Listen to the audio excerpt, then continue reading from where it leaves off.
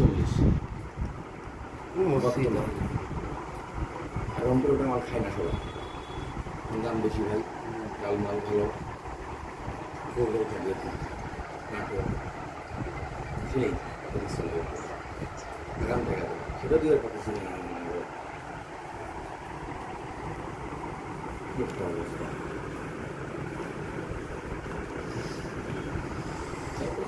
এক দেড় মাস চলবে, চলে আসে বর্ডারের আশেপাশে দিকে মেঘ রান্না আছে, এক দেড় মাস চলবে। আমাদের বাংলাদেশের যে তেল কোম্পানি আছে না, তেল প্রোডাকশন বাড়ে দিবে।